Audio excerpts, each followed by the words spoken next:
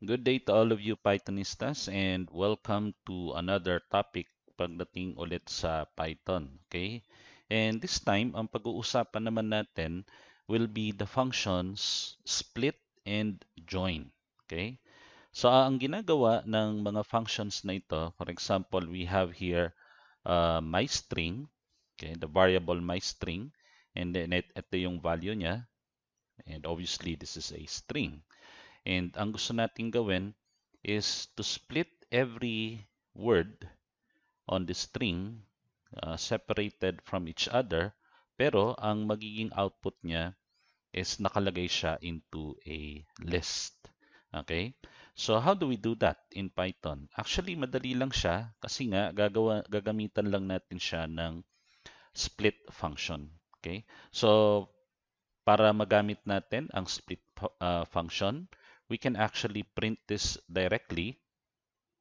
And then ang ipiprint natin is the myString and gagamitan natin siya ng split function. So let us use the split function and then open and close parentheses.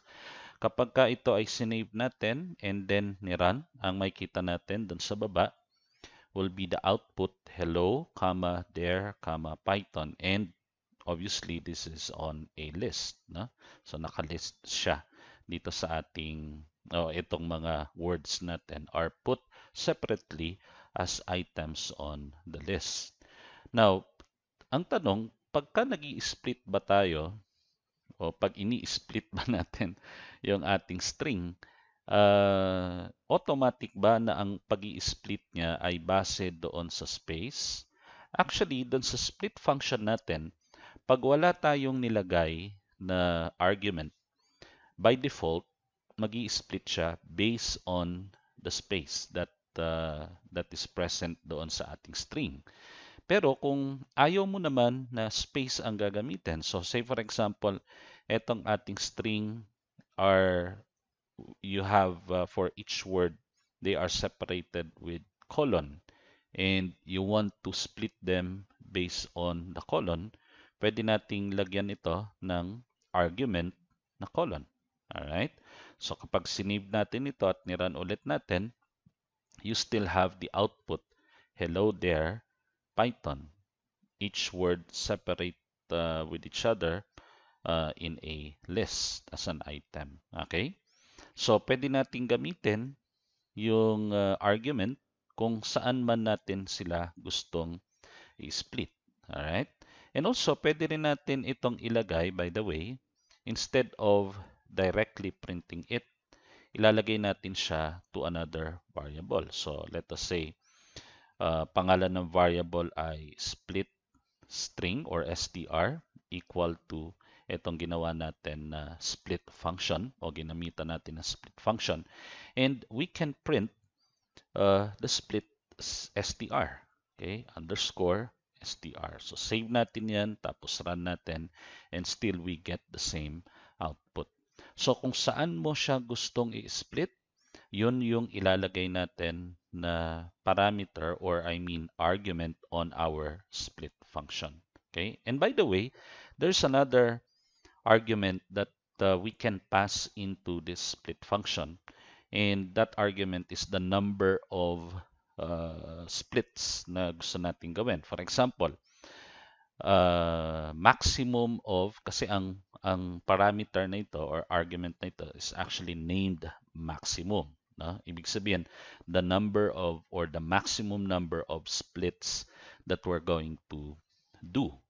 So say for example, if I use here 1, na, ano ang mangyayari? The number of splits na gagawin ng function na ito, isa lang.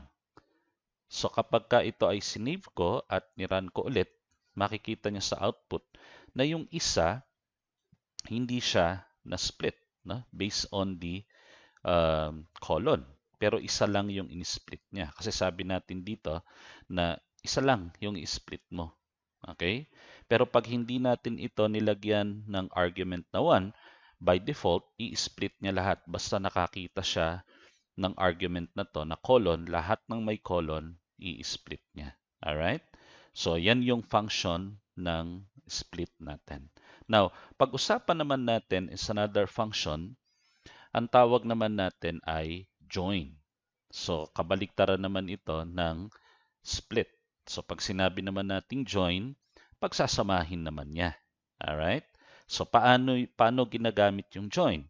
Pwede nating gawin na again, i-print natin diretso para makita natin sa screen.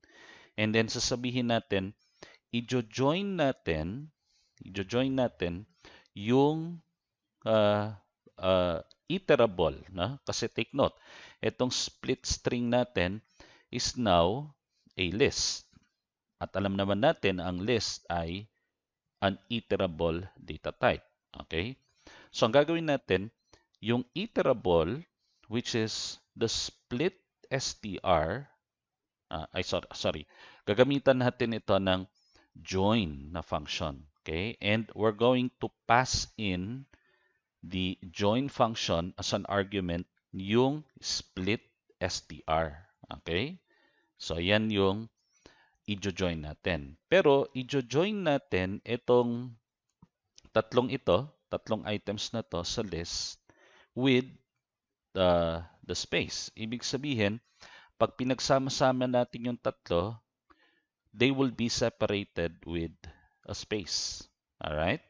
Okay, so try natin. Save natin and then let us run this and notice na yung output ng join, they are separated with spaces. So, ibig sabihin, kung halimbawa, ayaw ko ng space na sila ay i-join. Gusto ko, halimbawa, ay hash. Okay? They will be separated with a hash. So, pag ginoin natin itong list of items natin, hello there, Python, pag ginoin natin, ang magiging output niya, ganito rin, pero hindi sila separated with space. They will be joined, these three words will be joined with hash. Alright? So, save natin ulit, tapos run natin, and makikita nyo that they are joined using the hash. Nakuha? Okay, ngayon, pwede rin natin, instead of printing this directly, pwede rin natin siyang ilagay into a variable. No? So, tawagin natin yung variable na joint str equal to this statement. All right? And then pwede nating i-print. So let us print the joint. Okay, str. Oops. Joint str. Yan. So save natin ulit and then run natin. And makikita nyo that still, ito pa rin yung magiging output. So kung gusto mo tong palitan, halimbawa, dash. Alright? Save and then run. Makikita natin that they are joined using dash in between the words. Okay? So, madali lang siya, no? Kung gusto nyo naman na slash, pwede rin. Control S, Control B. And they are now joined using slash. Nako, ha? And madali lang siyang gawin, no? So, yung una nating ginawa is the split function and the other one is the join function. So, magkabaliktaran to. Split, paghihiwalayin, ilalagay into a list and i-split siya base doon sa argument na ipapasa mo sa split function. And yung kabaliktaran naman, i-join siya. Pero yung pag-join niya, depende kung anong gusto mong parameter to join the iterable. And in this case, ito yung gino-join natin. Okay? So, I hope nakatulong sa inyo to at magamit ninyo sa programming ninyo sa Python. So, with that, thank you and good day to everybody.